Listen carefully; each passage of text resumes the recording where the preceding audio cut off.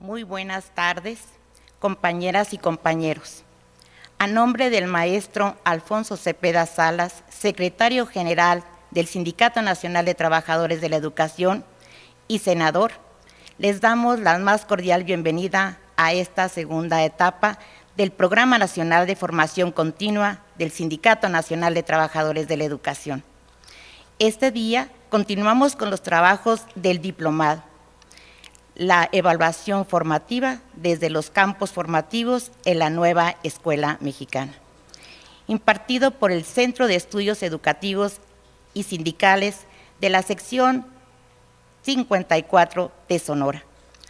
A nuestro agradecimiento a los secretarios y secretarias generales de las secciones participantes, a los compañeros representantes del Comité Ejecutivo Nacional del Sindicato Nacional de Trabajadores de la Educación, a la doctora Beatriz Cota Ponce, rectora del Centro de Estudios Educativos Sindicales de la sección 54 de Sonora, al doctor Marco Ramírez Carrizosa, secretario técnico del CEIS, a las maestras y los maestros inscritos en el diplomado, a los coordinadores generales seccionales, a los equipos académicos de cada sección sindical, así como a la Comisión Organizadora Nacional que hoy está presente.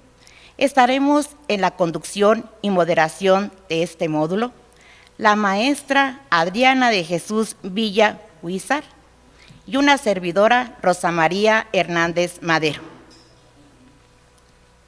Compañeras y compañeros, muy buenas tardes. Este diplomado, como ustedes lo han venido observando en los banner que estuvieron saliendo previamente al inicio de esta sesión, tiene como objetivo capacitar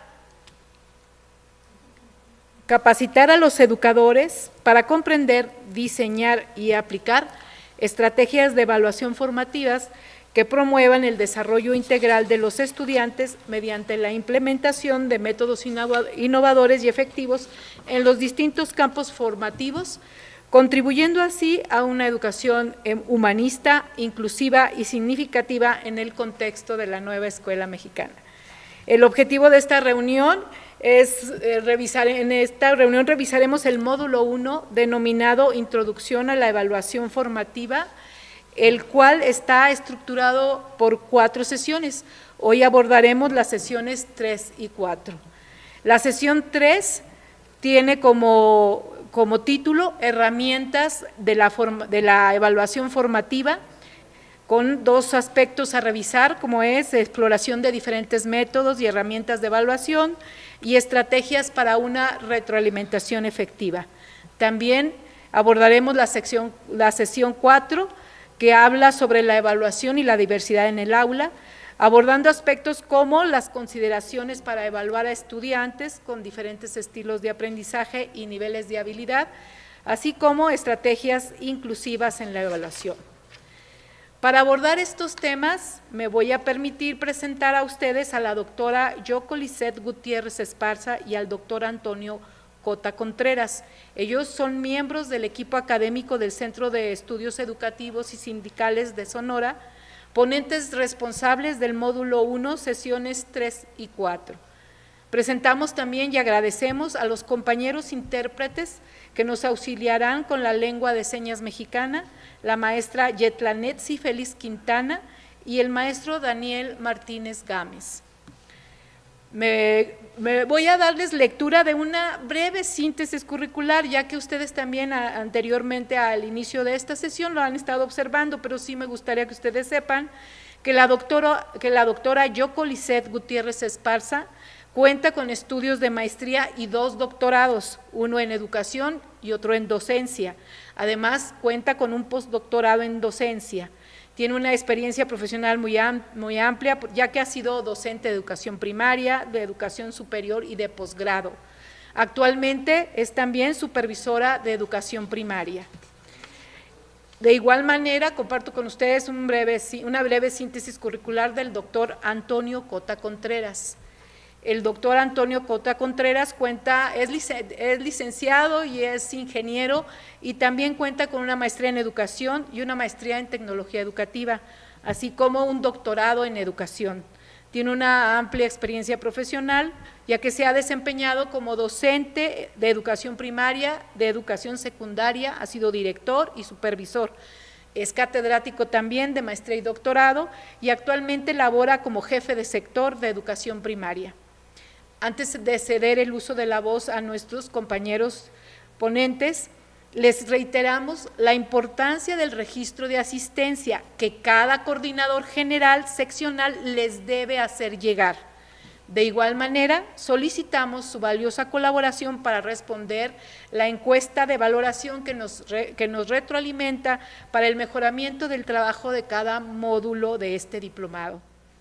Al término de las intervenciones, los expositores darán respuesta a las preguntas que surjan derivadas de sus exposiciones, para lo cual les solicitamos atentamente se las registren en el chat. Ustedes ya han conocido este procedimiento. Cedemos, pues, el uso de la palabra a nuestros compañeros académicos del 6 y agradeciendo de antemano su valioso apoyo. Muchas gracias, buenas tardes, adelante.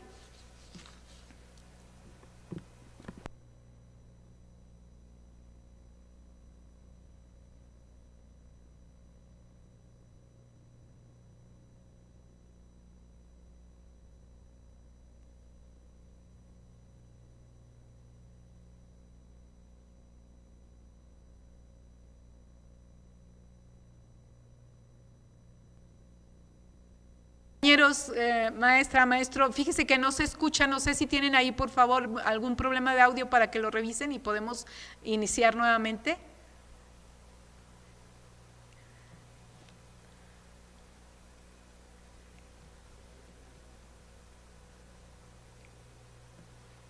Sí, bueno, hace un rato estábamos probando y se veía perfectamente, seguramente por ahí ahorita resolveremos ese problema técnico.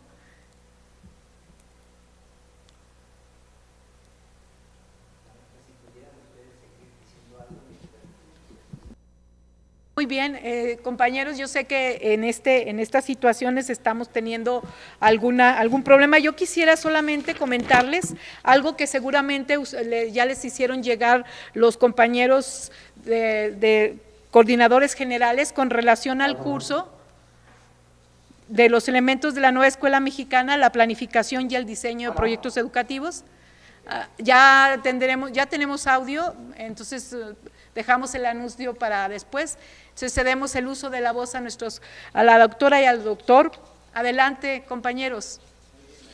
Gracias, maestra. Una disculpa. Bueno, esta tecnología, ¿no? Que no tiene palabra. Bueno, de nuevo les estaba comentando que tuvimos una sesión previa, la número 1 de este diplomado, en donde estuvimos analizando aquellos fundamentos de la evaluación formativa, y en esta sesión 2 vamos a ir abordando lo que nosotros hemos denominado pues como tema herramientas de la evaluación formativa, en el entendido pues que la acepción de la palabra herramienta es todo aquel medio con el cual podemos ir facilitando este trabajo. Ahí también en la gráfica vemos sesión 3 y 4, que van a ser las siguientes sesiones en donde vamos a ver de manera retrospectiva aquella práctica que caracterizó a los planes previos a la nueva escuela mexicana, que era una evaluación por asignaturas. Quiero comentarles que estas 10 sesiones pues es un viaje a través de este tema tan magnífico que es pues la evaluación formativa, que es todo un tema.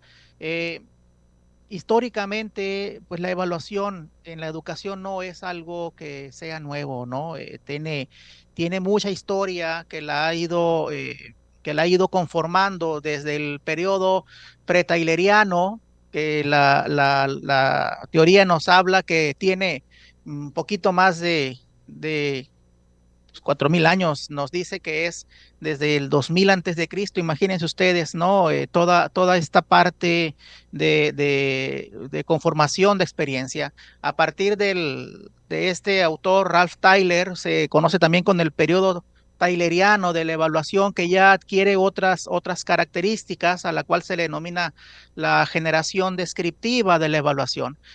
Atravesamos también por ahí un periodo posterior que fue denominado el periodo de la inocencia en evaluación, y así vamos atravesando distintos periodos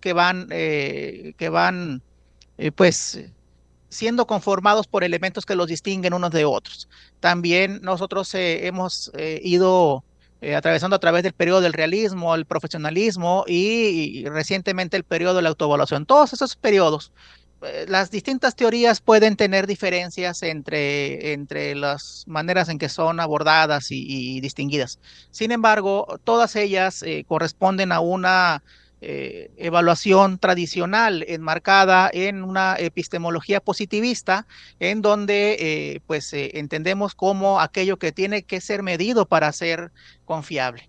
A partir de estas nuevas páginas de la historia en México, en educación, que es la nueva escuela mexicana, empezamos a conformar una visión de la evaluación que se enmarca en una teoría crítica, en una teoría mucho más cualitativa y que tiene otras características, y que bueno, es el motivo que nos trae para hacer este análisis como diplomado. Maestra.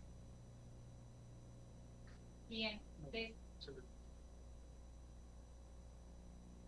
Después de este recorrido histórico de la evaluación, nos situaremos ya en nuestro país, en México, y desde el año de 1993, el Plan y Programas de Estudio de Educación Básica concibe a la evaluación en acciones que los docentes pueden realizar para obtener información que les pudiera ayudar a identificar los avances y las dificultades de los estudiantes para intervenir, y justo con esto, pues que puedan promoverse el logro de los propios aprendizajes. Cabe destacar que con las reformas curriculares de los años 2000 y 2004 en educación básica se fortaleció el enfoque formativo de la evaluación y permaneció en las reformas curriculares de los años 2006, 2009, 2011 y 2017.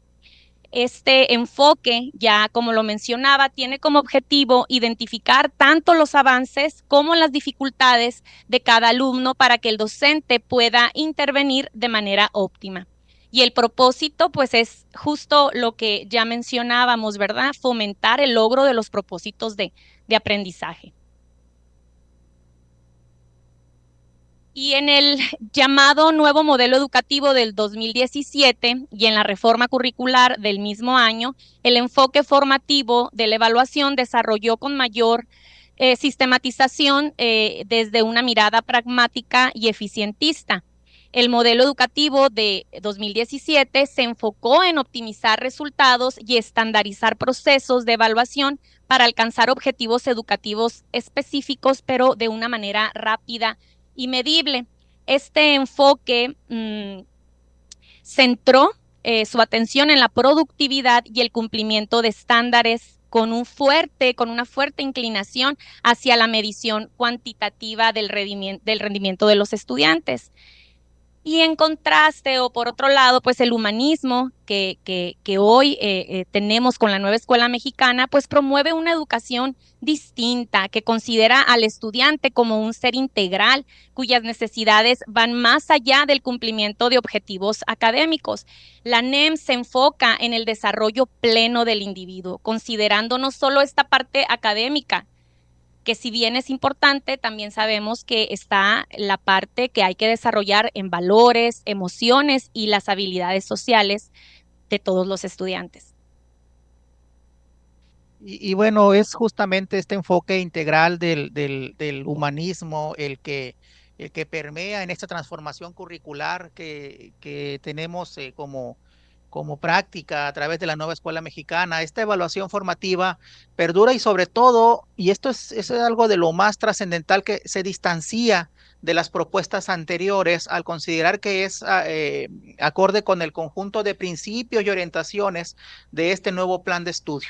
Es una propuesta pues que tiene fundamentos en el pensamiento didáctico crítico y encuentra eco en las epistemologías del sur, en el material que conformó Paulo Freire, sobre todo, ¿no? Y sobre todo también que esta propuesta de evaluación se asume fundamentalmente en este pensamiento didáctico crítico que se aleja del positivismo, de lo que es necesario ser medido para ser validado. Este enfoque contrasta con otros planos educativos, pues que suelen adoptar esa mirada pragmática y eficientista que caracterizó a los planes previos a la nueva escuela mexicana, orientados hacia la sistematización y a la medición de resultados, lo que puede limitar esta práctica evaluativa pues, a una herramienta de control y sobre todo de productividad. A diferencia de este enfoque pragmático, el pensamiento didáctico crítico de la nueva escuela mexicana cuestiona estas estructuras rígidas y creo que ese es uno de los elementos pues, que lo distinguen con mucha fuerza en ese cuestionamiento y en fomentar una educación mucho más flexible, abierta al diálogo, sobre todo en la que la evaluación se convierte en un medio no para medir, sino para comprender y mejorar el aprendizaje en lugar de ser un fin en sí mismo, ¿no? Este enfoque pues busca sobre todo formar ciudadanos que sean críticos, ciudadanos que sean autónomos, que estén preparados para participar activamente en su comunidad y en la sociedad. Y aquí encontramos nosotros este esquema que nos propone la propia literatura de la nueva escuela mexicana, ustedes lo pueden encontrar en el libro Sin Recetas, que nos menciona los paradigmas o enfoques de la evaluación que es con un enfoque tradicional y aquellas evaluaciones alternativas, ¿no? En donde el tradicional engloba todas aquellas estrategias que tienen por meta recabar información mediante bueno, de manera básica, mediante pruebas objetivas. El otro agrupa las estrategias que son alternativas y que ofrecen información en profundidad. Y este es un dato que tenemos que distinguir con mucha precisión en esta evaluación formativa en la nueva escuela mexicana para entender esa naturaleza crítica de la evaluación. La evaluación tradicional con una base epistemológica positivista y en la concepción de un aprendizaje conductista, el cual pues conforma el paradigma investigativo cuantitativo, ¿no?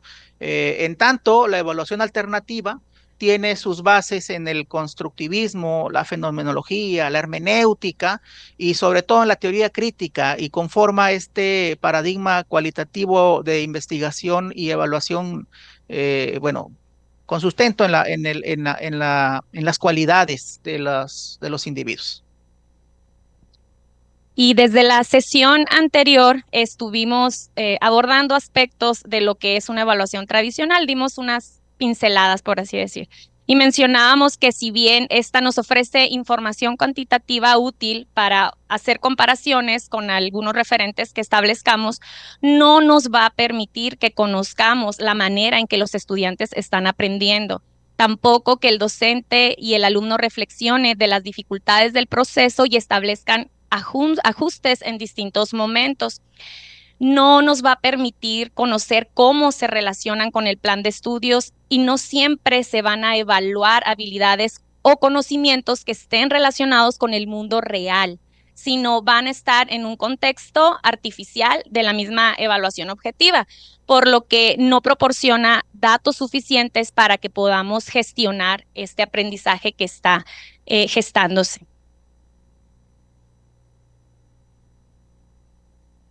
Por otro lado, como bien mencionaba el doctor Héctor, tenemos esta otra tipo de evaluación que es la alternativa y surge porque busca ir más allá de las pruebas tradicionales y estandarizadas como los exámenes de opción múltiple o las evaluaciones escritas. Y en lugar de centrarse en medir el conocimiento memorizado, la evaluación alternativa lo que hace es enfocarse en evaluar el aprendizaje, pero de una manera más integral, considerando las habilidades prácticas, el pensamiento crítico, la creatividad, la capacidad de aplicar lo aprendido en situaciones reales. Y con este movimiento se gestaron dos orientaciones de rasgos diferentes para realizar la evaluación formativa. La primera de ellas es la sajona, que surgió en Inglaterra, en Estados Unidos principalmente, y donde se establece una serie de formatos para llevar a cabo la evaluación formativa, pero intentándole dar un matiz de cierta objetividad, sin olvidar el acompañamiento tan importante que debe estar haciendo el docente. También pues ahí es donde surge, pudiéramos decir, las rúbricas, la elaboración de los ensayos, las presentaciones.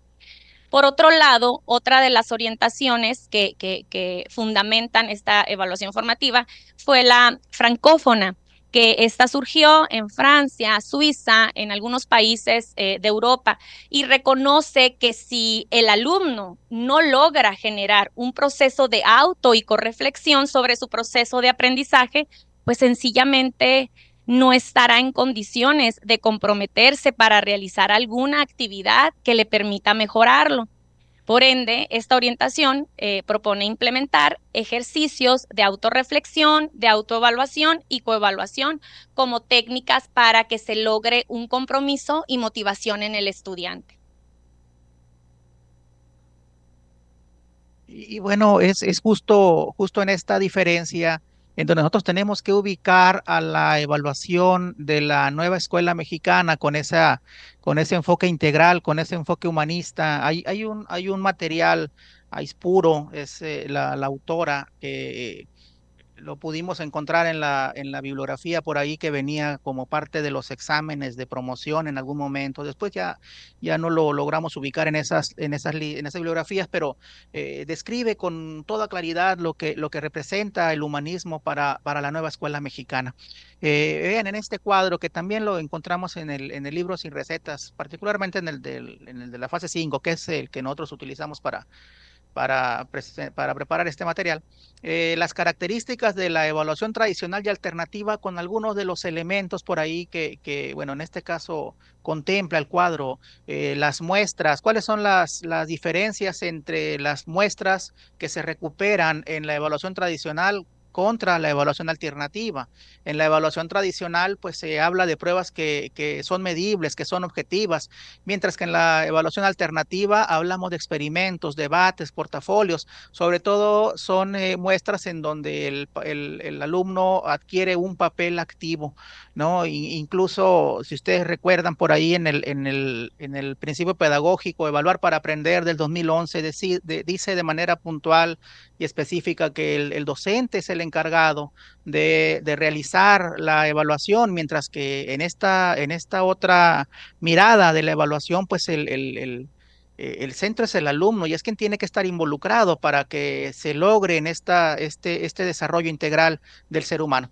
Los juicios evaluativos en la evaluación tradicional son aquellos que se basan en la recopilación de información recabada, pero de manera objetiva, metódica, metodológicamente pulcra, ¿no? Para poder interpretar las puntuaciones que van a dar lugar a los juicios posteriores.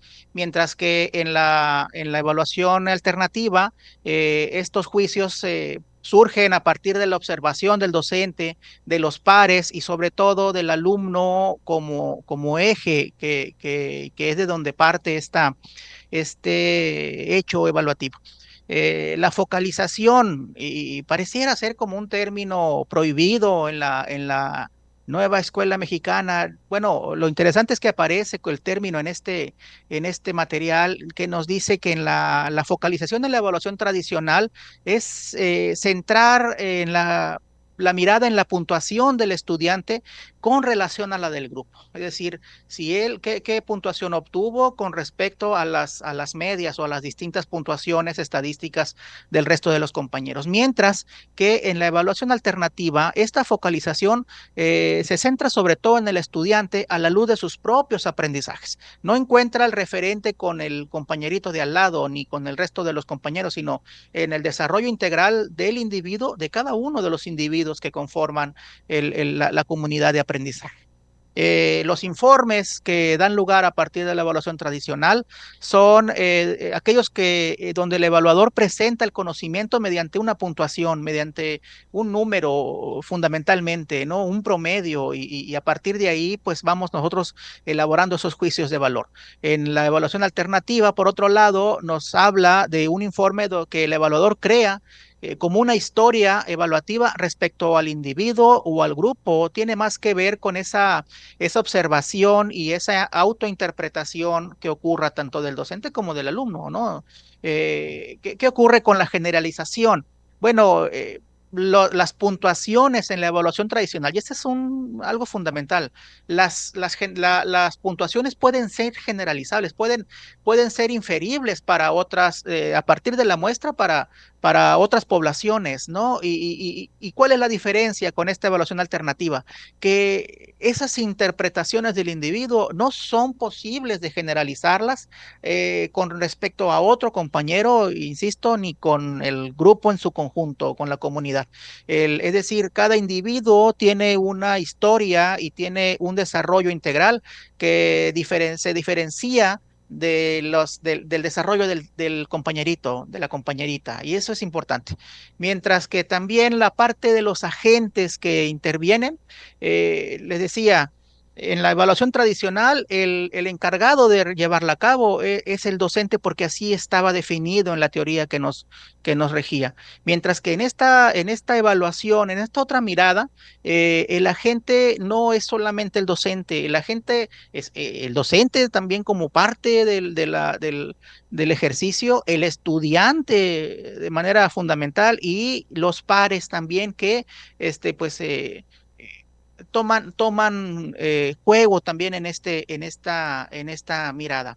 Eh, y bueno, continuando con esta teoría que se va conformando en la nueva escuela mexicana, nos dice que la evaluación formativa debe brindar información sobre aquellas acciones que generan aprendizaje significativo, ¿no? Que generan aprendizaje significativo, pero sobre todo de aquellos aspectos que se pueden mejorar desde la acción docente. Y lo veíamos en la clase pasada, que Casanova, San Martí y todos los autores que estuvimos analizando hacían hincapié, aún y cuando el momento en el que lo dijeron o afirmaron no coincide históricamente con la nueva escuela mexicana, ¿no? Y esto pues es para impulsar las capacidades de los estudiantes.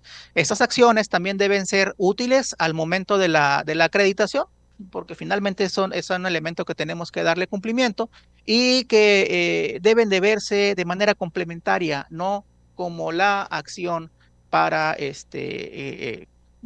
la evaluación. De acuerdo al material Un libro sin recetas, Philippe Merier plantea 3 exigencias en la búsqueda de una educación para la emancipación. Y la primera es que debemos enseñar saberes emancipadores. Y consiste esto en que formemos estudiantes con pensamiento crítico. Recuerden que el pensamiento crítico ya lo hemos estado analizando en consejos técnicos anteriores sobre la importancia del desarrollo de este tipo de pensamiento, que los haga más autónomos y que también tengan compromiso social para que comprendan su realidad y actúen para transformarla. Este enfoque promueve la reflexión sobre los problemas sociales, la integración del conocimiento local y cultural y el desarrollo de proyectos que generen cambios positivos en la comunidad. Y en el contexto de la nueva escuela mexicana, los saberes emancipadores buscan una educación inclusiva y democrática, orientada a formar ciudadanos que estén comprometidos con la justicia social y con el bienestar del colectivo. Otra exigencia para lograr este tipo de educación sería compartir valores, y para ello es importante que tengamos claro o que reconozcamos lo que es la alteridad, lo cual consiste en valorar y respetar las diferencias de cada persona. Es por eso que es importante que con nuestros alumnos estemos fomentando la empatía, el diálogo y la inclusión, que son valores muy indispensables para poder desarrollar la nueva escuela mexicana. Y es fundamental también para el bien común, ya que permiten una convivencia armónica, la toma de decisiones justas y la construcción de una sociedad solidaria, donde todos participen y se vean beneficiados, pues, del bienestar que construyan colectivamente. La última exigencia sería también la formación para el ejercicio de la democracia, que no es algo nuevo, ya hemos estado trabajando esto en modelos anteriores. ¿Qué es lo que nos toca hacer? Promover los valores y principios democráticos con nuestras niñas y nuestros niños, como la participación, el diálogo, la equidad, el respeto y la toma de decisiones colectivas. La escuela, entonces, con esto se va a convertir en un espacio donde los estudiantes aprendan a ser ciudadanos activos, que sean críticos y responsables, capaces de colaborar y contribuir al bienestar común.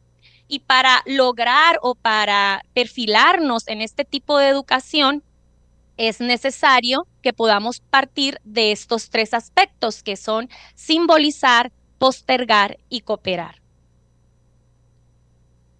El primero, simbolizar. Según Mérier, al involucrarse en esta construcción simbólica, los estudiantes no solo comprenden mejor el entorno en el que están, sino que también van a desarrollar la capacidad de interpretar y dar sentido a sus experiencias. Esta labor implicará ofrecer espacios educativos ricos y estimulantes, donde niñas y niños puedan explorar y transformar su comprensión de la realidad, fomentando así, vuelvo a hacer énfasis, un pensamiento crítico, creativo, que les permita interactuar con el mundo de una manera reflexiva y significativa. Este mismo autor define simbolizar como transformar experiencias directas en aprendizajes significativos mediante la reflexión, el lenguaje y la representación. Y un ejemplo que pudiéramos dar en la escuela sería, por ejemplo, el de plantar semillas en un huerto escolar y observar su crecimiento. Creo que muchos docentes hemos podido hacer esa práctica con nuestras niñas o nuestros niños en algún momento, ¿no?, de nuestra carrera. Y esto les sirve para que los niños puedan observar el crecimiento, en base a eso reflexionen sobre el proceso, lo describan con palabras y también, ¿por qué no?, a través de representación de dibujos, y aprendan conceptos como es la germinación. Esto les va a ayudar a dar un sentido a la experiencia y conectar con valores como el cuidado de la naturaleza y la paciencia, que es lo que comentaba el doctor Héctor cuando se refería a aprendizajes significativos. Y este mismo libro, Sin Recetas, nos plantea este cuestionamiento que ustedes están visualizando en la pantalla, sobre una reflexión de la puesta en práctica de la simbolización como herramienta que nos permita profundizar en un ejercicio pedagógico enmarcado en la nueva escuela mexicana. Entonces les pedimos, los invitamos para que entren a este ejercicio a través del QR que pueden visualizar, y que nos puedan compartir qué actividades, qué acciones hacen ustedes en el aula que permita esta simbolización de la que estamos hablando. Mientras ustedes se expresan, nos comentan qué es lo que ustedes hacen en el aula, pues les comento que una acción que muchos de ustedes de seguro realizan son los diarios de aprendizaje, donde los estudiantes registran sus experiencias, sus reflexiones, sentimientos incluso sobre actividades que realizaron en la jornada escolar, transformando esas vivencias en aprendizajes significativos. También, por ejemplo, están los mapas conceptuales. Los mapas conceptuales que son, pues, diagramas que representan visualmente conceptos aprendidos y su resolución con la vida cotidiana, son también muy, muy útiles para lograr esta parte de la simbolización. Ahora, todos estamos relacionados con los proyectos comunitarios porque es parte de este nuevo modelo, de esta nueva propuesta. Y ahí pues se involucra a los estudiantes en proyectos que respondan a necesidades locales, promoviendo la reflexión sobre sus experiencias y aprendizajes.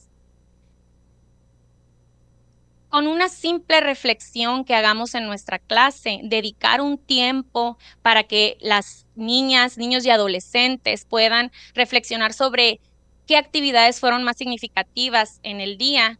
Y esto, créanme que va a dar sentido a lo que ellos aprenden.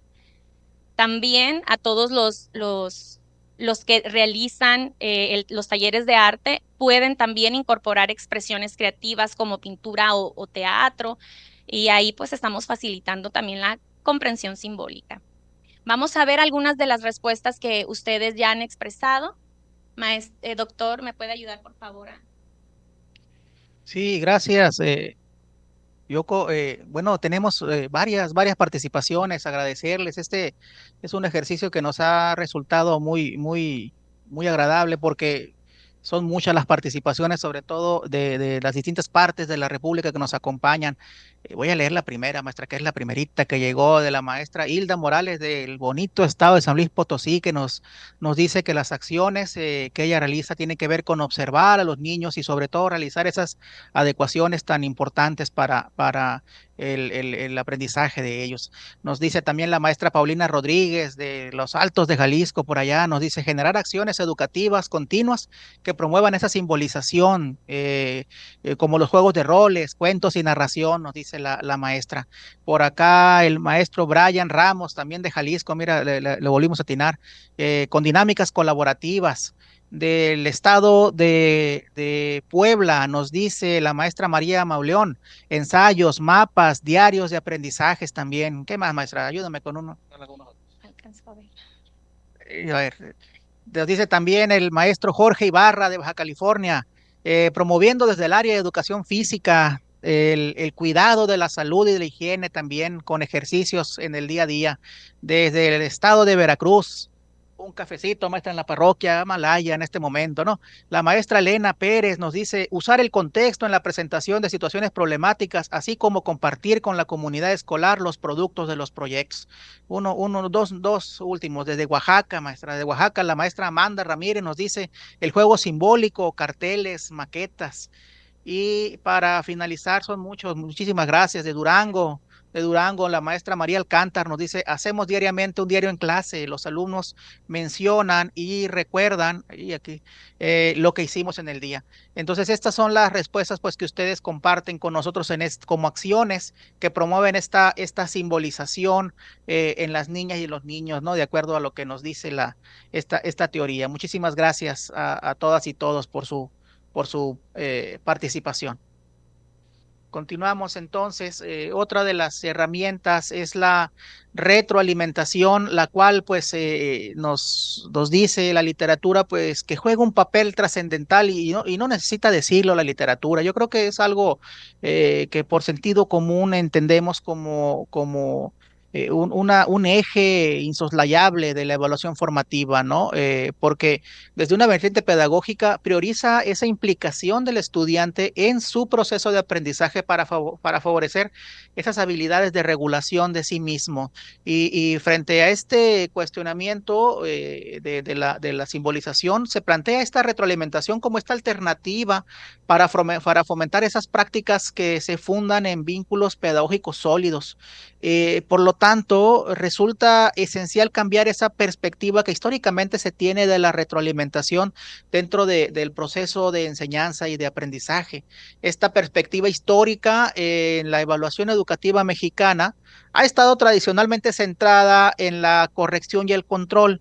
En el mejor de los casos, y a título de nota personal, espero no herir susceptibilidades, pero hemos encontrado sobre todo notas como eje de la retroalimentación, notas como muy bien, sigue así, esfuérzate más, casi siempre son notas cortas que tienen más que ver con ese tipo de frases.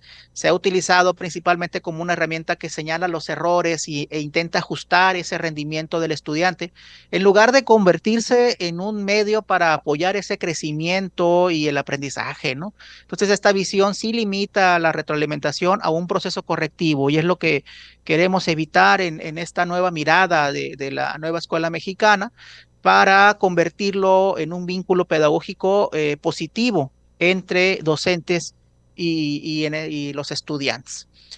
Eh,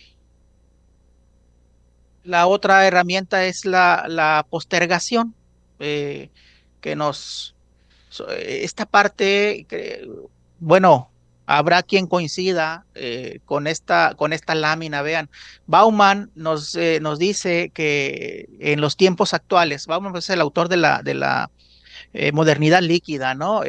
Nos dice que en los tiempos actuales aborda el síndrome de la impaciencia como una característica de esta época contemporánea, ¿no? Marcada por la rapidez y la búsqueda de gratificación instantánea. En alguna lectura por ahí que hicimos, nos hablaba que en los tiempos en donde el libro era el mecanismo de transmisión de conocimientos que teníamos que leer, sí o sí, porque no había ni teléfonos ni instrumentos de ese tipo, eh, la, la, el sostenimiento del ojo en la hoja, pues tenía un impacto a la hora del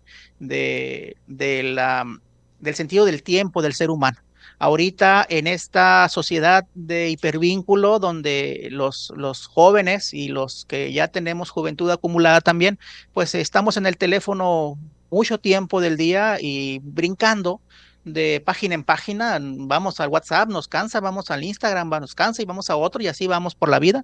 Eso va creando este síndrome de la impaciencia que promueve el consumo rápido y la satisfacción inmediata, lo cual pues también sí llega a afectar esas relaciones interpersonales, nuestros comportamientos y nuestras expectativas, ¿no? Entonces hay que trabajar esa falta de tolerancia hacia cualquier proceso que requiera tiempo o esfuerzos prolongados. Y te digo, habrán de coincidir conmigo algunos que en el aula eso lo vemos cada vez con más frecuencia, ¿no? Y la otra herramienta es la narración. Y bueno, particularmente estábamos armando el material y me pareció maravillosa porque son herramientas que son de fácil aplicación en la educación y tienen que empezar a formar parte de nuestro día a día, ¿no? La narración es ese ejercicio que permite reconocer los aprendizajes cotidianos, así como la creación narrativa del yo infantil, de las marcas identitarias y de las identitarias, perdón, y de las historias de vida y por supuesto de la formación escolar. Mediante esta actividad narrativa permitimos a los estudiantes significar su realidad pues desde sus propias perspectivas, ¿no? Que eso tiene que ver también con esta formación integral. Lo que favorece la construcción de sentidos de realidad al interpretar sus vivencias desde la intimidad o familiaridad individual. Con la narración, las niñas y los niños recrean las experiencias de formación que pueden ir más allá del contexto de lo escolar y vincularse con aquellos otros espacios de socialización. Y la literatura nos dice al respecto que con la narración, niñas y niños recrean experiencias de formación que pueden ir más allá de lo escolar. Pueden vincularse también con otros espacios de socialización y los formatos son muy amigables porque podemos tener desde el formato gráfico, también escrito, visual, hacia algo más elaborado como pudiera ser algo audiovisual. Y en este sentido, pues se vuelve un recurso que facilita la obtención de información metacognitiva acerca de los siguientes aspectos, como por ejemplo, cómo están aprendiendo nuestros estudiantes, cuáles son los medios que ocupan, cómo enfrentan estas dificultades que tienen a lo largo del proceso, qué diferencias y semejanzas identifican en sus ritmos de aprendizaje, cómo articulan y comunican sus ideas, qué de los contenidos están aprendiendo y qué otras habilidades están desarrollando. Todos estos cuestionamientos los podemos deducir con este tipo de herramienta. Y pues podemos encontrar distintos, como ya les decía, tipos de narración. En este caso, por ejemplo, lo que es la narración gráfica. y creo que todos estamos también familiarizados que es una forma de contar historias que combina imágenes y texto para transmitir un mensaje de manera visual y atractiva. Y la utilizamos para representar ideas, sucesos o conceptos. ¿Y cuáles son los beneficios que podemos encontrar en el estudiante? Les va a permitir que expresen su comprensión de forma más creativa y personalizada, al tiempo que también van a reforzar su habilidad para sintetizar y organizar la información. Y también les va a ayudar a ver de manera más concreta cómo los conceptos que están viendo en clase pues se interrelacionan. Y para el docente estarán de acuerdo conmigo que proporciona una forma alternativa de evaluar la comprensión de los estudiantes, especialmente útil cuando se busca identificar el pensamiento detrás de las respuestas que están plasmando. Las narraciones gráficas también hacen más visibles las ideas y posibles malentendidos, facilitando que nosotros como docentes podamos intervenir de manera temprana y precisa para reorientar ese proceso que estamos llevando a cabo de enseñanza-aprendizaje. Y algunos ejemplos son como los que vemos aquí en la diapositiva. Puede ser un cómics, una historieta, novelas gráficas, infografías, tiras cómicas. Por otro lado, también tenemos lo que es la narración escrita. La narración escrita es una forma de contar historias o describir eventos utilizando exclusivamente, en este caso, pues palabras y texto. Y los beneficios es que van a permitir al estudiante expresar sus pensamientos de forma libre y creativa, además de fortalecer su habilidad para reflexionar sobre lo que aprenden. Muchos de ustedes ya expresaron en el formulario que lo llevan a cabo. Y pues esto va a fomentar una actitud más activa y comprometida hacia su propio aprendizaje, ¿no? En el caso de los niños y en el caso de los docentes, nos va a proporcionar una visión más holística del desarrollo del estudiante, lo cual va a ayudarnos para que ajustemos la enseñanza a las necesidades de cada uno. Y tenemos cuentos, novelas, ensayos narrativos, diarios personales que muchos de nosotros pues estamos llevando a cabo, crónicas periodísticas, entre otras.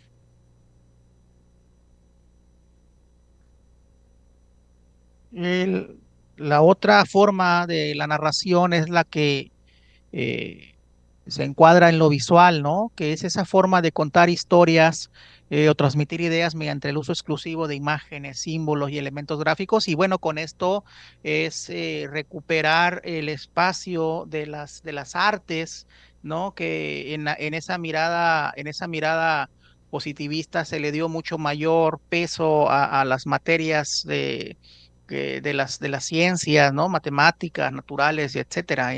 Es recuperar estos espacios de de la narración visual, toda vez pues que las imágenes desempeñan ese papel que guía al espectador a través de una secuencia visual que quien la elabora pues lo manifiesta como su perspectiva, ¿no? Que las tramas, las emociones, a través de las líneas, de los colores y demás. Eh, Sobre todo porque se basa en la composición, se basa en el color, en la iluminación, en la perspectiva, que hay quienes tienen esa sensibilidad para crear una narración visual fabulosa, ¿no? Entonces, es también esa parte. Y luego la narración audiovisual, pues que es aquella que combina imágenes y movimiento, ¿no? Como música, efecto de sonido, para contar esa historia, transmitir ese mensaje de manera completa, como las películas, los documentales, etcétera, ¿no?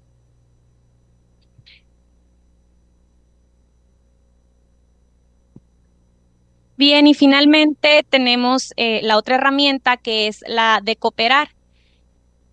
Adelante.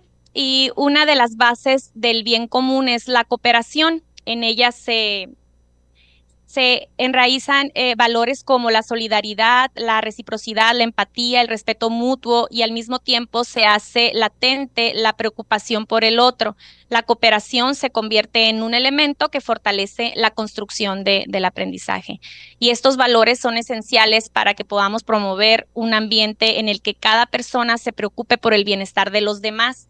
En el contexto educativo, la cooperación no solo fomenta estas cualidades, sino que también se convierten en un pilar para el aprendizaje al fortalecer la construcción conjunta del conocimiento. Y cuando los estudiantes están cooperando, pues se van a beneficiar del intercambio de ideas y de experiencias, lo que va a enriquecer su comprensión y contribuir a un aprendizaje más significativo y colectivo. Ya esto lo veíamos, ¿no?, desde las teorías de Vygotsky. Y en este elemento, en esta herramienta, viene también esto que es la tutoría. Y esto se alinea con la premisa de Paulo Freire de que no hay docencia sin licencia. Este principio señala que la enseñanza y el aprendizaje son procesos interdependientes en lo que el docente y el estudiante van a estar aprendiendo mutuamente. Y este ejercicio va a promover la colaboración, la responsabilidad compartida, el desarrollo de habilidades sociales, a la vez que va a reforzar los contenidos académicos simultáneamente. En la educación básica puede ser una forma muy efectiva de apoyar a los estudiantes con diferentes niveles de conocimiento y fomentar un aprendizaje significativo y participativo. Estoy segura que muchos de ustedes ya llevan a cabo esto de la tutoría desde distintas formas. Expertos, pues, son los del nivel de secundaria que ya tienen parte de este trabajo organizado, ¿verdad? Pero, ¿cómo lo hacemos también en los otros niveles? Podemos efectuarlo a través de actividades o juegos prácticos como los pares tutores, en donde un alumno que esté más avanzado en su conocimiento pueda apoyar a otro que lo requiera, grupos de tutores rotativos que también cada semana estén rotándose, proyectos de investigación guiados, clubes de lectura temáticos, también una resolución colaborativa de problemas, en donde también los niños que ya son expertos en algunos contenidos, pues puedan estar guiando a los que van con un ritmo distinto. Y también, ya lo mencionaban en sus participaciones, el juego de roles de tutoría.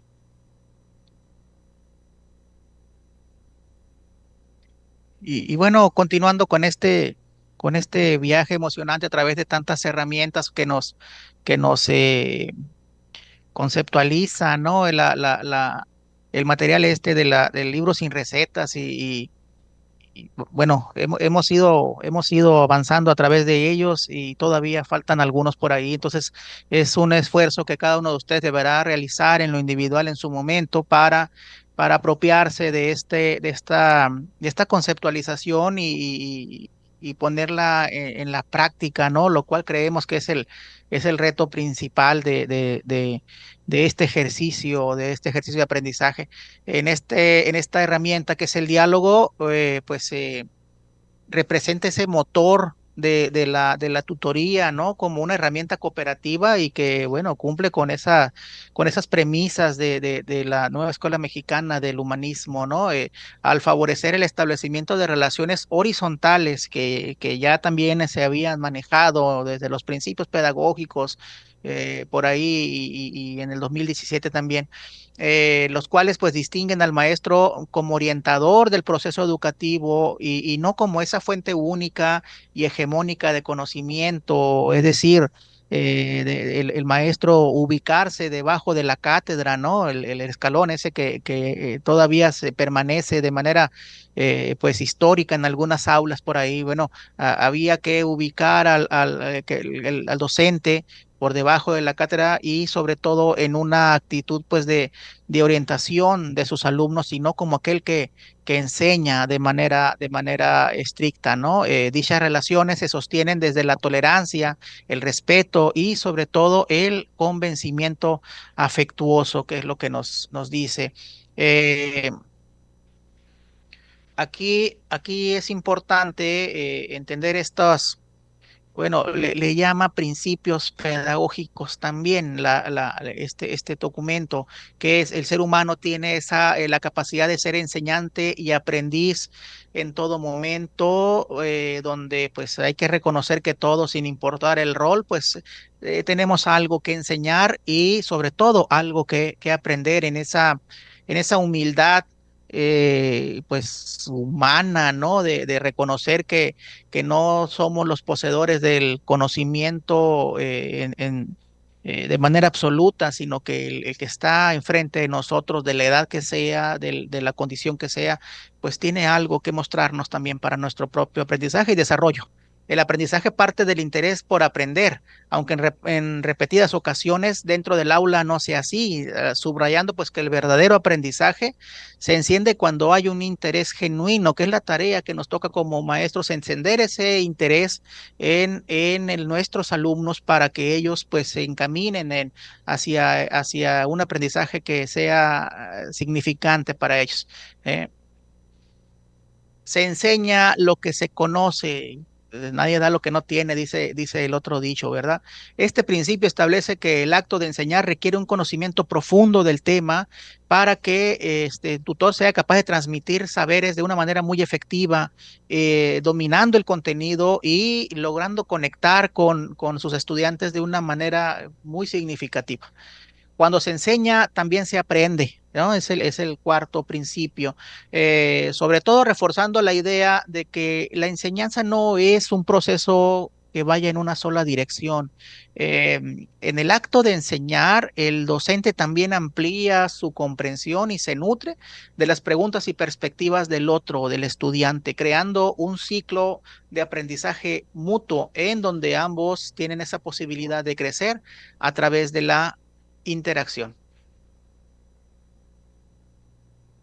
Y bueno, ya entrando de manera más fuerte en el tema, tenemos las definiciones de los medios, técnicas e instrumentos para la evaluación formativa que ustedes lo van a encontrar en este material de los libros sin recetas, donde pues a lo largo del tiempo ha habido una evolución y quiero hacer énfasis en esta palabra. La evaluación ha ido evolucionando. Me niego a creer que es un cambio, ¿no? Yo creo que toda modificación es para bien y se nutre de lo previo, de lo que antecede. Eh, Esta evolución en el marco conceptual y en la terminología que se ha utilizado en relación a las herramientas, pues se ha ido presentando, vaya, en el 2013, por ejemplo, se publica la serie de Margarita Zorrilla, que se llama las herramientas para la evaluación en la educación básica, esa serie de 5 cuadernillos por ahí que ustedes seguramente ya conocen. En el cuadernillo número 4, que es el que se denomina estrategias, técnicas e instrumentos, genera una conceptualización que a todos nos sirvió en su momento, sobre todo aquellos que hemos ido presentando evaluaciones para la verticalidad o la horizontalidad. Sin embargo, en esta implementación de la nueva escuela mexicana y bajo este modelo humanista, los términos han ido modificándose. Por ejemplo, en el material de 2013 eran herramientas, técnicas e instrumentos, ustedes recordarán. En este material, la palabra herramienta sale del escenario y se conceptualiza una palabra distinta que son los medios para recuperar información, que ahorita lo vamos a ver. Entonces, es importante observarlo porque a lo largo de la historia vamos a ir encontrando esas modificaciones, esas evoluciones y que tienen que tener ese significado evolutivo como tal, no una acepción que rompa o que sea prohibitivo utilizarlos. Creemos en esa evolución y sobre todo en esa adaptación como gremio. Vean ustedes este siguiente cuadro.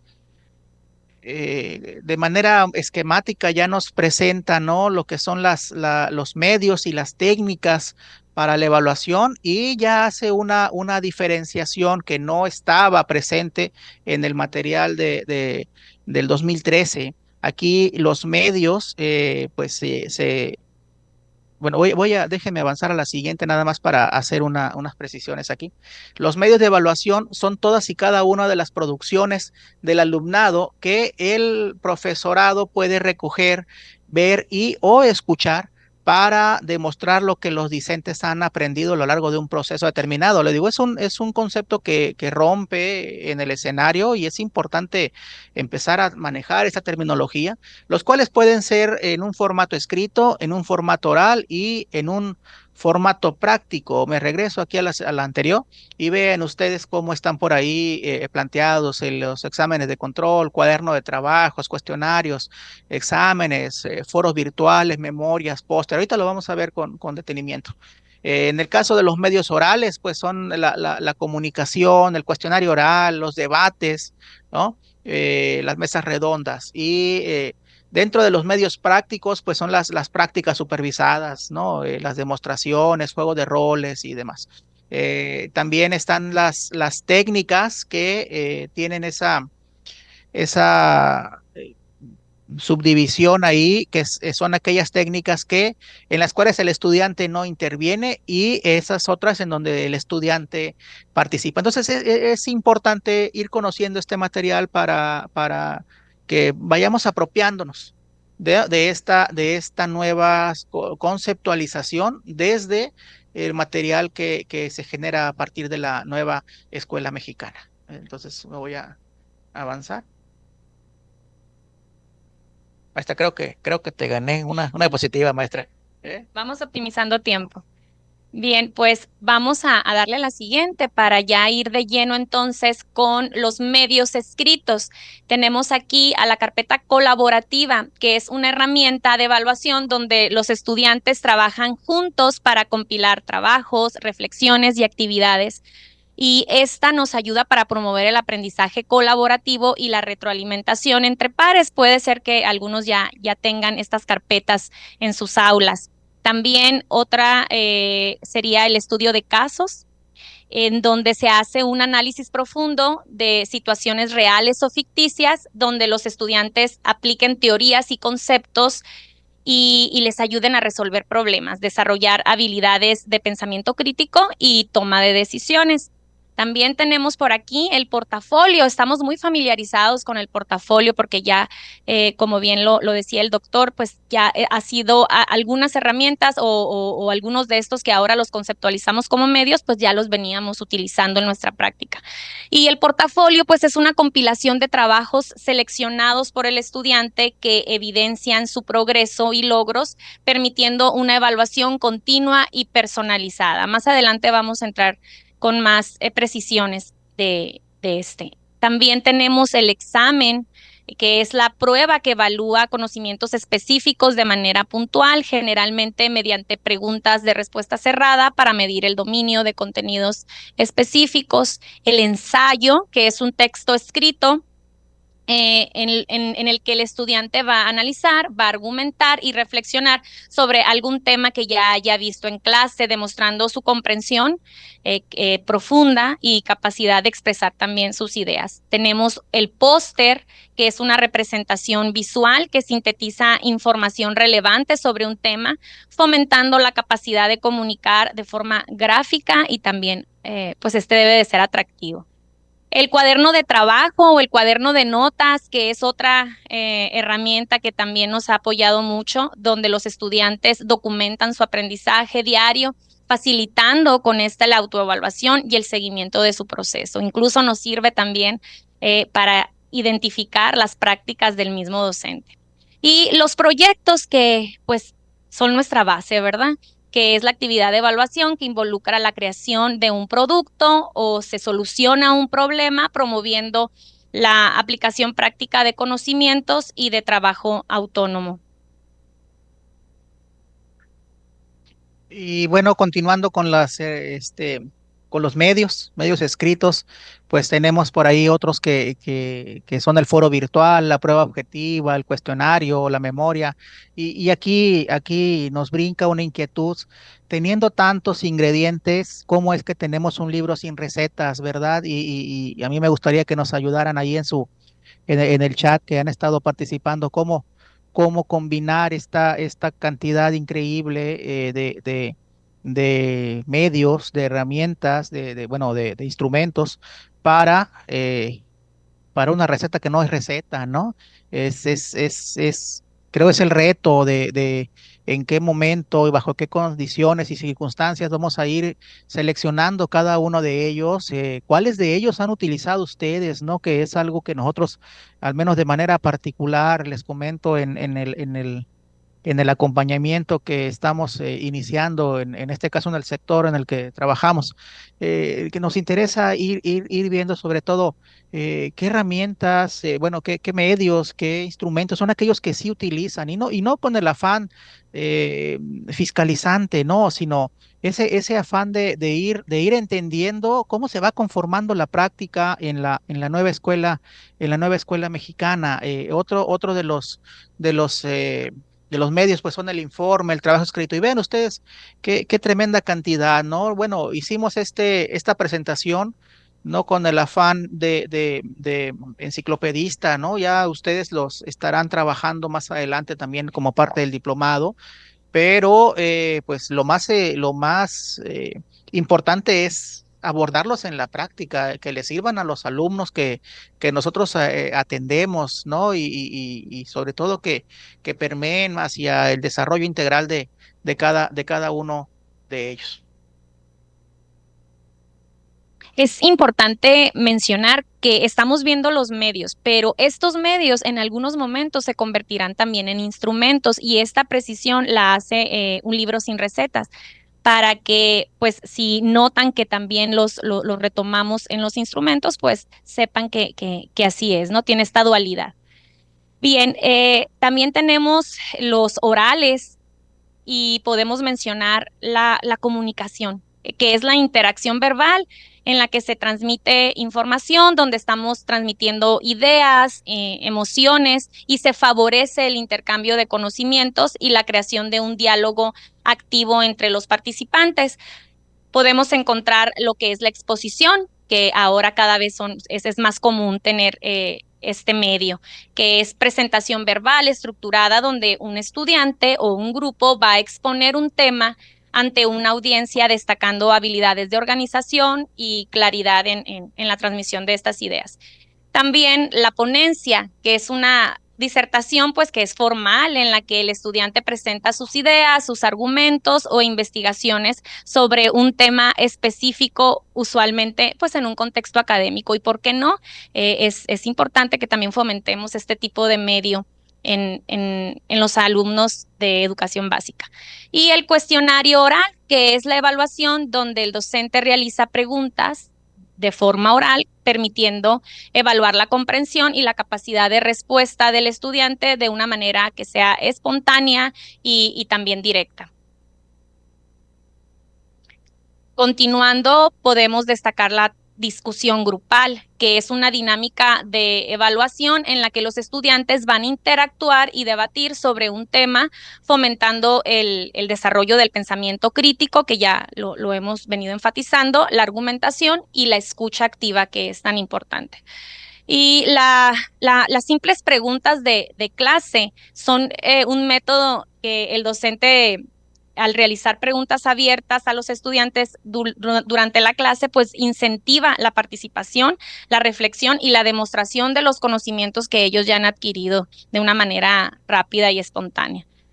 Y el debate o el diálogo grupal es una actividad donde los estudiantes intercambian opiniones y argumentos sobre un tema, fomentando la capacidad de análisis. Y algo que es muy importante es también el respeto a los diferentes puntos de vista. Finalmente, tenemos la presentación oral, que es la exposición en la que el estudiante presenta un tema o proyecto ante un público, demostrando su habilidad para comunicar ideas de manera clara. Y esta pues es muy parecida a la que ya mencionábamos a la exposición. Y tenemos la mesa redonda, que es ya una discusión estructurada en la que varios participantes exponen sus perspectivas sobre un tema, promoviendo la escucha activa, la argumentación y el respeto a la diversidad de opiniones. Fíjate, maestra, que aquí una participación, ay, no, que no se me pierda, que no se me pierda, de la maestra Fabiola, bueno, Fabiola, para no decir que dice que pues para eso es la autonomía curricular, ¿no? Que es el maestro el que decide en qué momento y bajo qué condiciones los utiliza cada uno de ellos. Y creo que es uno de los comentarios muy asertivos y completamente en línea con esta idea de la nueva escuela mexicana. Muchísimas gracias a todos por su participación en el chat aquí. Muy intenso ahí las participaciones, ¿no? En cantidad. Y bueno, los otros medios son aquellos medios prácticos que también creemos que son eh, una de las herramientas que debieran cobrar mayor relevancia, porque a través de ellas pues se atiende sobre todo a aquellos alumnos que necesitan estar en acción, pero también evidencian la parte contextualizante, la parte activa del alumno, como es la práctica supervisada, la demostración, los juegos de roles o role playing, ¿no? En la práctica supervisada, un ejemplo es quizás cuando los estudiantes de uno de los grados, de sexto grado, realizan actividades de apoyo comunitario en un centro de cuidados infantiles, digamos, cercano ahí a donde se ubica la escuela, como parte de uno de sus proyectos. Bajo la supervisión de sus maestros, pues los alumnos ayudan a los niños del centro y en prácticas como la lectura de cuentos, elaboración de tareas, y cuando se lleva a cabo esta interacción, pues el docente puede observar cuáles son aquellas actitudes, aquellos elementos que resalten para generar ese juicio, para poder conformar esa evaluación que ayude a que el alumno sea mejor alumno, mejor persona y mejor ser humano, ¿no? Digo, ejemplos hay muchos, este es solamente uno que nosotros podemos plantear en esta ocasión.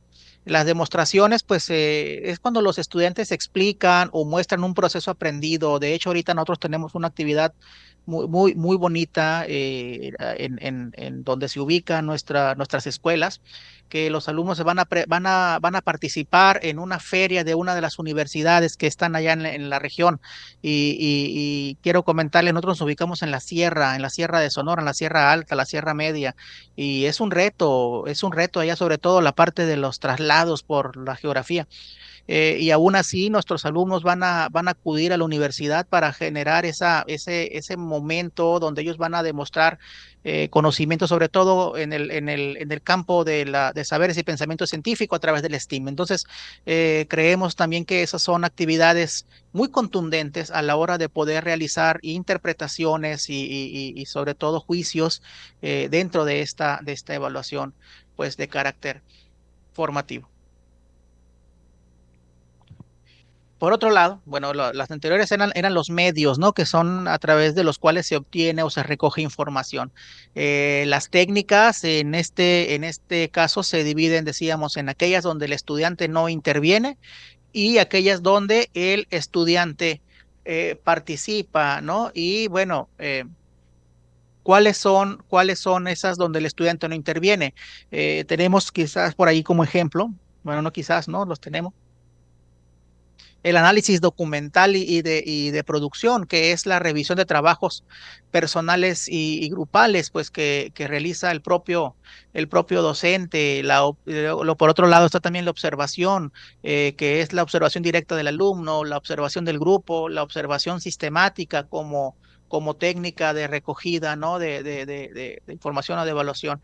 Está también el análisis de grabación de audio y video, que también es una herramienta muy poderosa que nos puede brindar información valiosa a la hora de tener elementos que se nos pueden escapar de una observación momentánea, en el paneo visual podemos perder de vista algunos elementos que resulten valiosos y a través de herramientas multimedia, pues imagínense ustedes la riqueza, ¿no? Que nos provee el contar con ellos. Y tenemos la técnica donde el estudiante sí participa y creo que esta es la crucial, ¿verdad? De la nueva escuela mexicana, de la evaluación formativa, porque aquí es donde encontramos la autoevaluación, que es un proceso en el que los estudiantes reflexionan y valoran su propio desempeño, aprendizaje y área de mejora. fomenta la autonomía, la autorreflexión y la responsabilidad en el propio aprendizaje de ellos, que esa es una parte indispensable, permitiendo que ellos mismos identifiquen sus fortalezas y los aspectos que se deben mejorar. Y pues esto está totalmente alineado con un enfoque integral y formativo en la nueva escuela mexicana. También tenemos la otra técnica que es la evaluación compartida o colaborativa, que es un proceso en el que ya participa también el docente, es decir, está el docente y estudiante y participan juntos en la valoración de algún aprendizaje.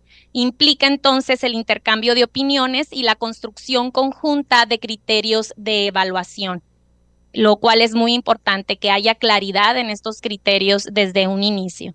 Y lo que promueve la corresponsabilidad, el diálogo y también promueve la reflexión.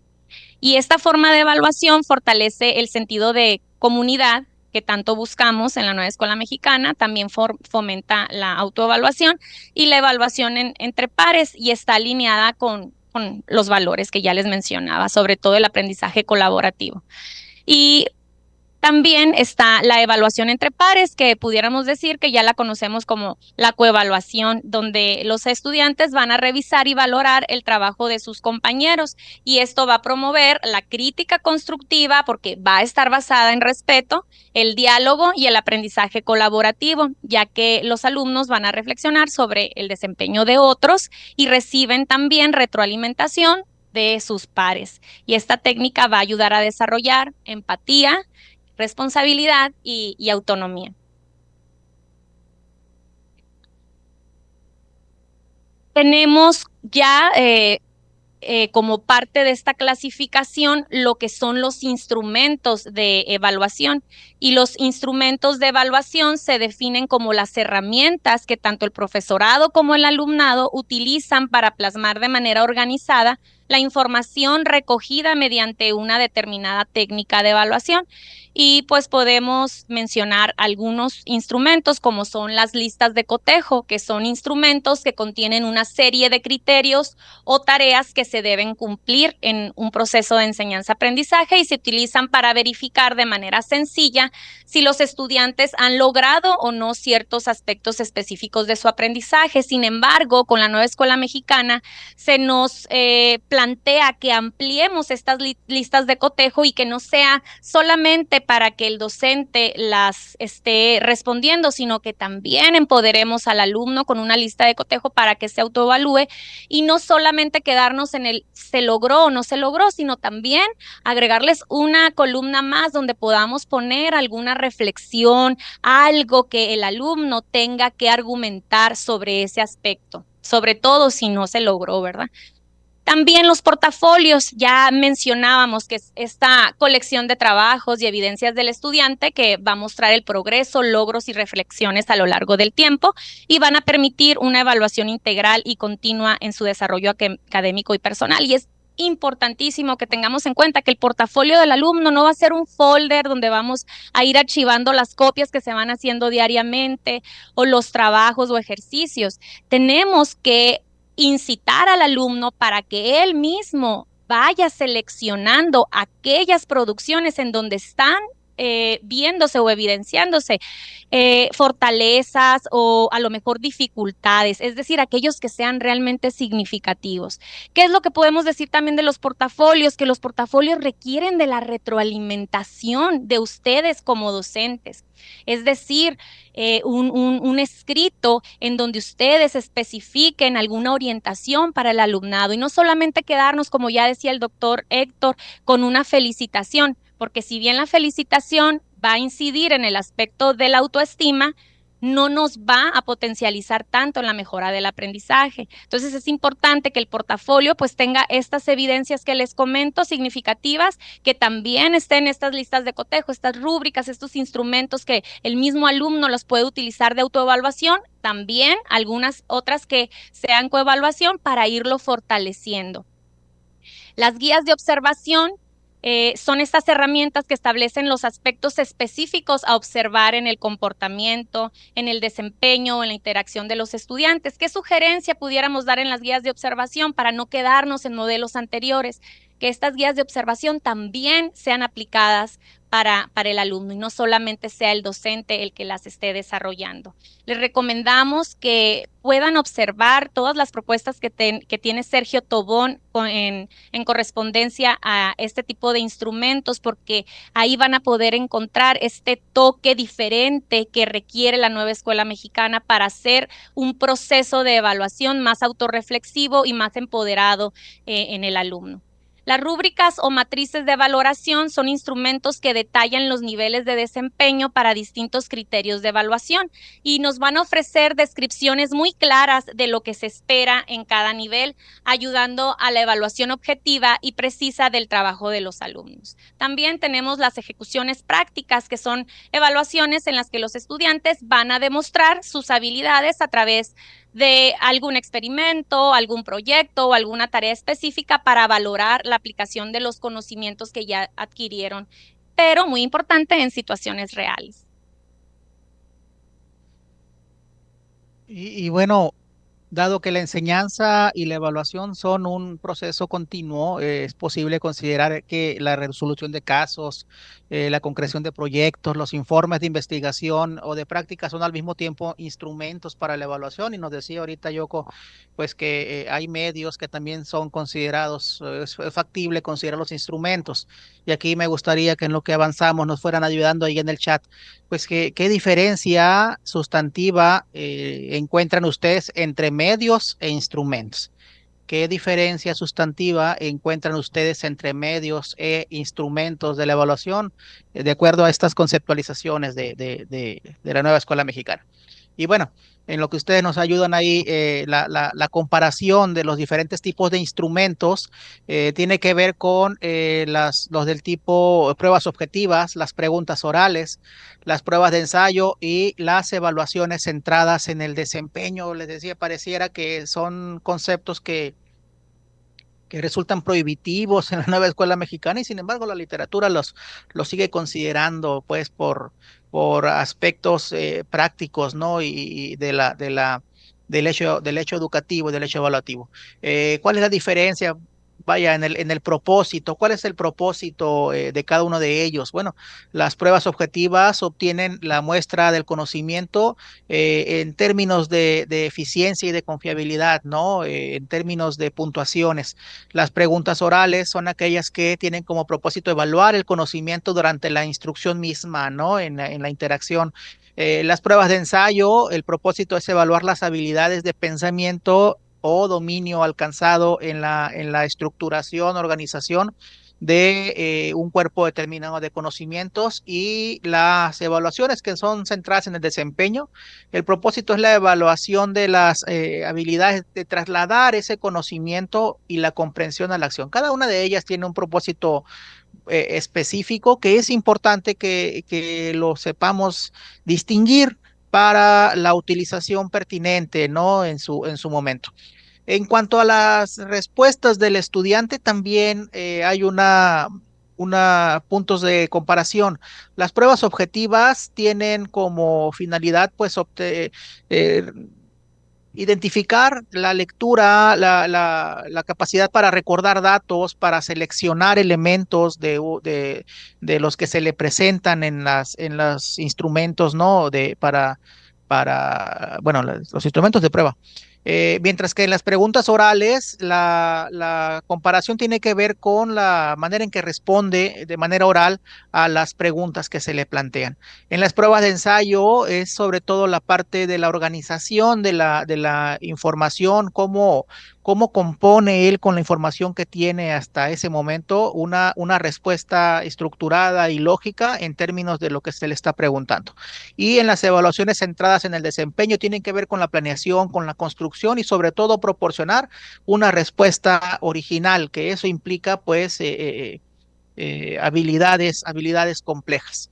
En el siguiente de los casos, ¿Cuáles son las ventajas de cada uno de los instrumentos? Bueno, la ventaja de las pruebas objetivas es su eficiencia. Se puede administrar muchos reactivos por unidad de tiempo de prueba, hacer una implementación, pues, gigantesca, ¿no? Hemos conocido seguramente docentes, sobre todo en niveles superiores, que hacen un instrumento y lo aplican a todos los alumnos que tengan 50, 100, 200 o más, ¿no? Y les sirve por la eficiencia. En las preguntas orales, pues es la vinculación de la evaluación a la instrucción de manera sincrónica, ¿no? En el mismo momento que se está dando, se está generando esta vinculación. Las pruebas de ensayo pueden medir esos resultados cognitivos que son... que evidencian complejidad, ¿no? En su respuesta, y esto es lo deseable a la hora de implementar. Y las evaluaciones centradas en el desempeño, esas nos proporcionan evidencia abundante de si el alumno posee o no habilidades de desempeño a la hora de estar en esa situación de evaluación. Y ya por último en la tabla es cuál es la influencia en el aprendizaje. Bueno, en cuanto a las pruebas objetivas, el énfasis en el recuerdo fomenta sobre todo la memorización. Aunque también pueden fomentar habilidades de pensamiento, ¿no? Si el instrumento está construido, pues con una metodología por ahí sólida. Las preguntas orales estimulan la participación durante la instrucción, y sobre todo que el docente puede obtener la retroalimentación inmediata acerca de lo que él compartió con sus alumnos y lo que ellos recuperaron de esa interacción con él. Las pruebas de ensayo son, pues, la influencia tiene que ver con el fomento de las habilidades de pensamiento y el desarrollo de habilidades de composición escrita, ¿no? No todos los alumnos tienen esas habilidades y bueno, seguramente con los que lo han utilizado han detectado alumnos con esa facilidad que tienen para generar respuestas complejas a través de ese instrumento.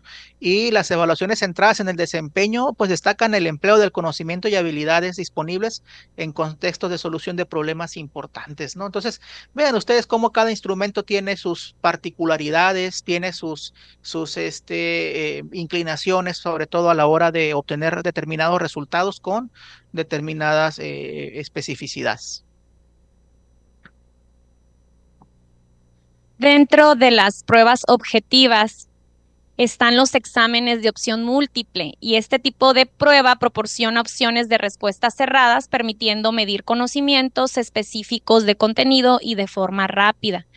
También tenemos las pruebas de verdadero o falso, que nos van a evaluar la comprensión de conceptos a través de afirmaciones que deben ser clasificadas como correctas o incorrectas, siendo útiles para temas con respuestas claramente definidas.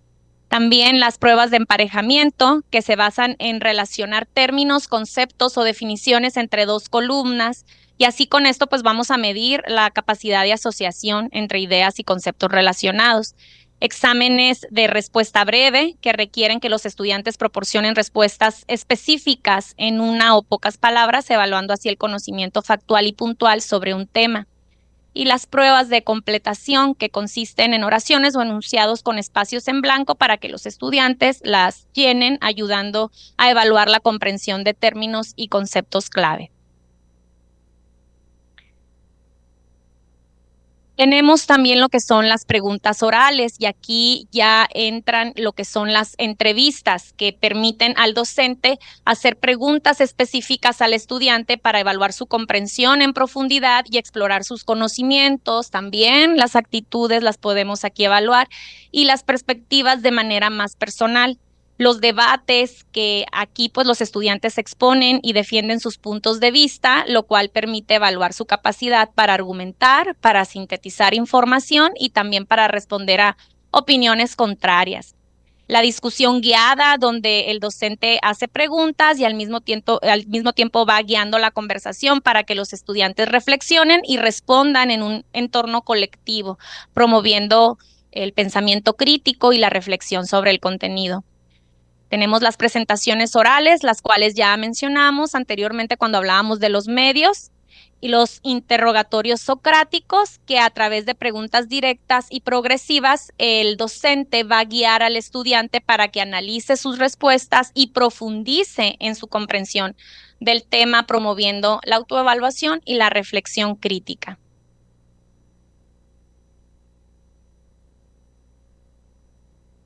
Tenemos dentro de las preguntas orales, ¿no? Son Sí. las pruebas de ensayo. Están los ensayos abiertos, las preguntas de desarrollo, los análisis de casos. Cada uno de ellos pues tiene sus particularidades y sobre todo el tipo de respuesta que se espera que nos den los alumnos son aquellos que nos permiten identificar esos elementos de construcción compleja, ¿no? De cada uno de ellos. Los ensayos abiertos son aquellos que responden a preguntas complejas y abiertas y sobre todo requieren de la exploración profunda de un tema, ¿no? El desarrollo de argumentos y la sustentación de sus ideas.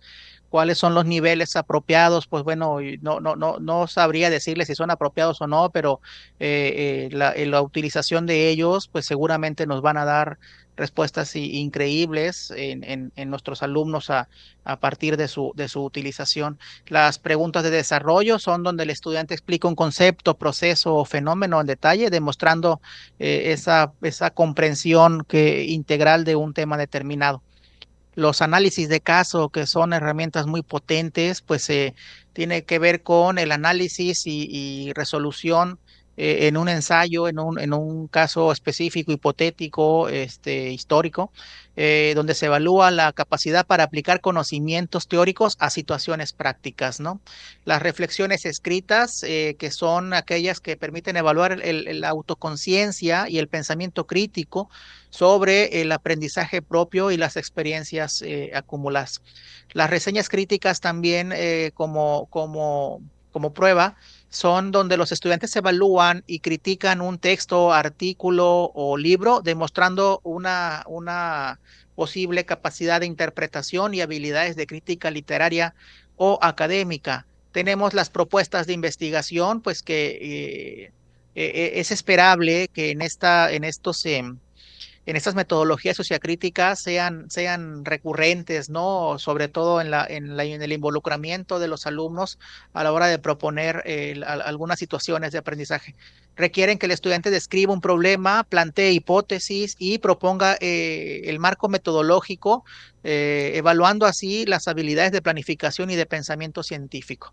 Y las argumentaciones estructuradas, donde pedimos a los estudiantes pues la presentación y sobre todo la defensa de una postura sobre un tema utilizando evidencia y sobre todo lógica para articular y justificar los argumentos que nos presentan ellos.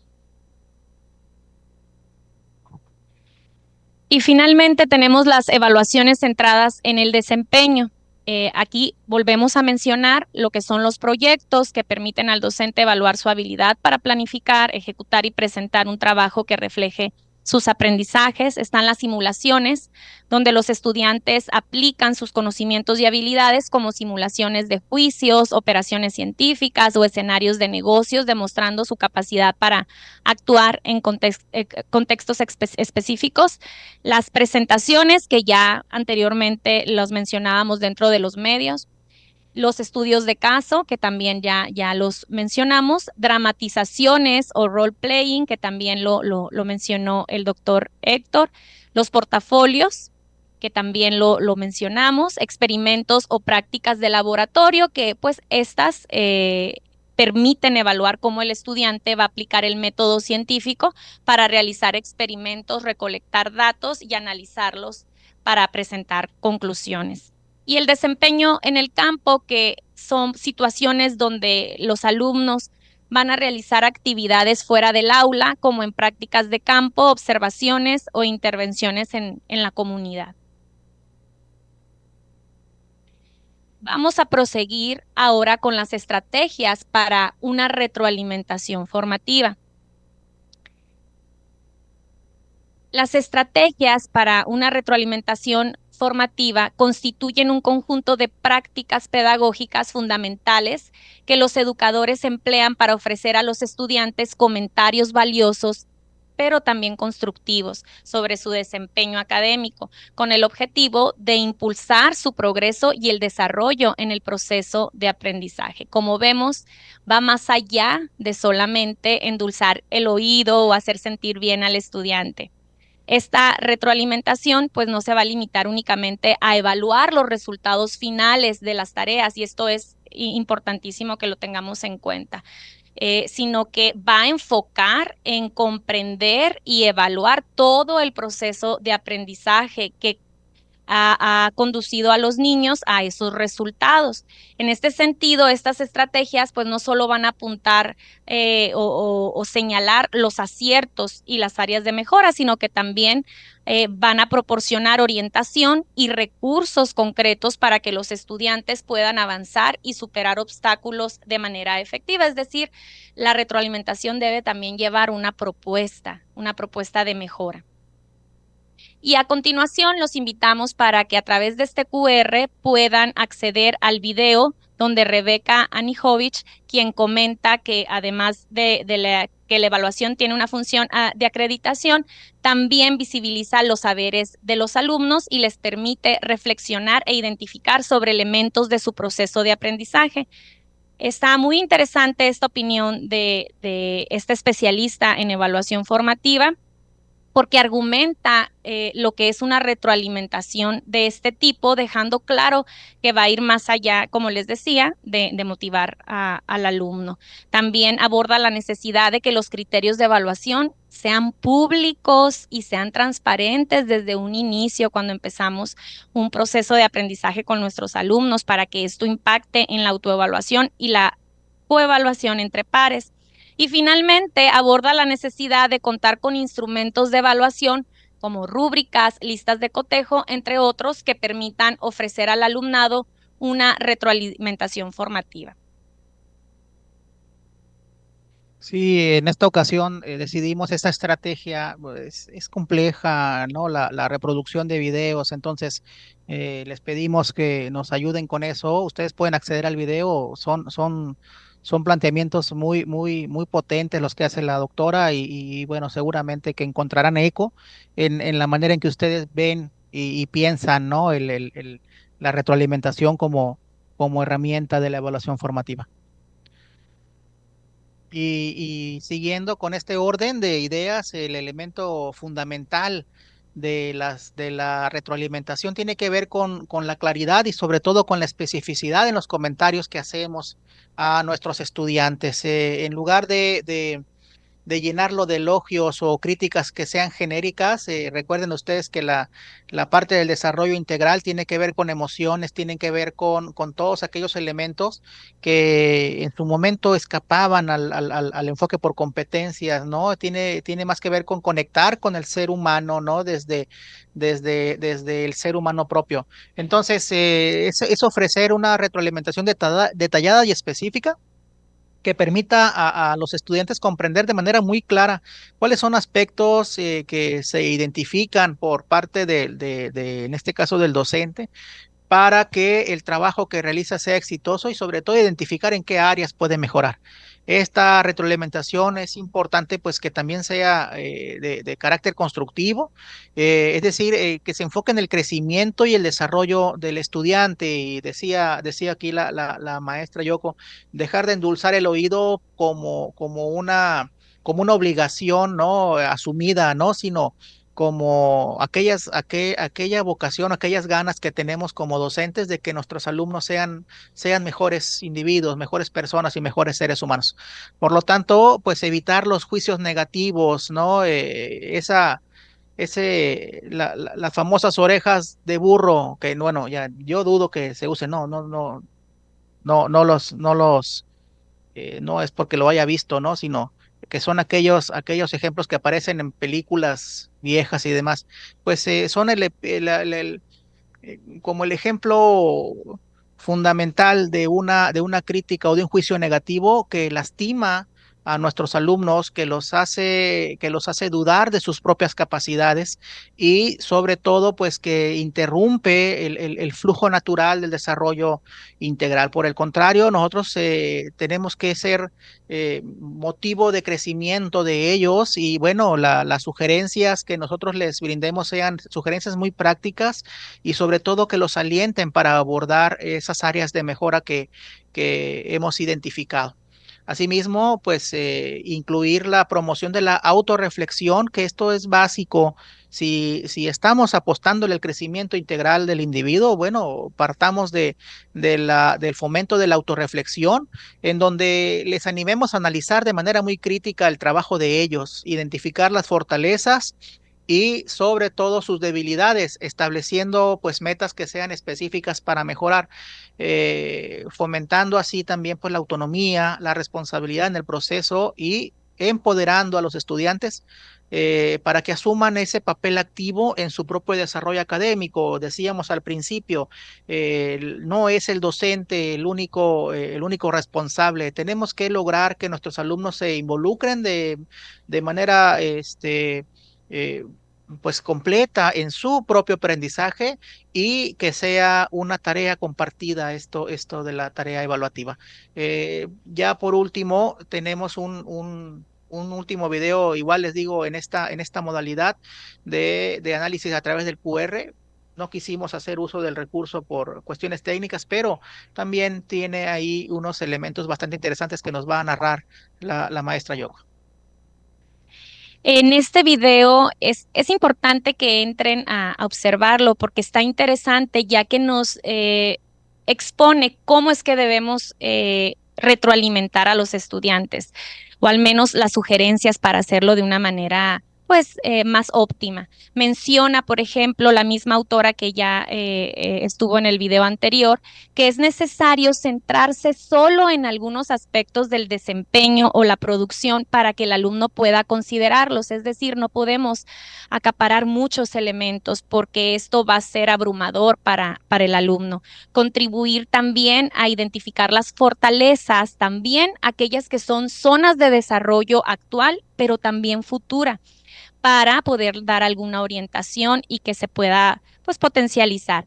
Ofrecer preguntas para su reflexión, crear un ambiente de confianza es algo imprescindible para poder desarrollar el proceso de retroalimentación, el respeto y la aceptación del error, que ya lo hemos manejado también desde la sesión anterior, utilizando un lenguaje acorde a quien recibirá la retroalimentación. En verdad, los invitamos para que puedan ver más videos y también publicaciones de este especialista en evaluación formativa porque será de gran utilidad para su práctica. Y bueno, ya concluyendo este ejercicio, hemos transitado por las primeras dos sesiones. En la siguiente sesión, en las 3 y 4, de manera particular, vean ustedes el título, comprende las características de la evaluación por asignaturas y la retroalimentación específica en asignaturas. Y no faltó por ahí quien dijera, hey, las asignaturas no forman parte de la nueva escuela mexicana y ciertamente no están contempladas como parte de la organización del plan de estudios en la nueva escuela mexicana. ¿Por qué nosotros los estamos contemplando? Consideramos fundamental hacer esa distinción, porque la sesión 5 y 6 habla de manera particular de la evaluación en campos formativos y hay una diferencia abismal entre una y otra. Entonces, a partir de los diagnósticos que nosotros hemos ido recopilando en la práctica y que da lugar a este diplomado, tiene que ver con eso, con la idea. Pareciera ser que el docente está transitando la nueva escuela mexicana, pero continúa con una práctica aparentemente por asignaturas y esa es la parte interesante del ejercicio. Queremos hacer una mirada en retrospectiva de cómo se evaluaba en estos planes de estudio precedentes para poder aterrizar de manera ya muy específica en las sesiones posteriores en esa diferencia sustancial entre la evaluación en las materias del español, las matemáticas y en la evaluación por campos formativos que tiene características completamente distintas. Entonces, este es un recorrido bastante interesante, les digo, lleno de datos, lleno de elementos por ahí que si no estás analizándolo de manera, muy recurrentemente o frecuentemente se van escapando.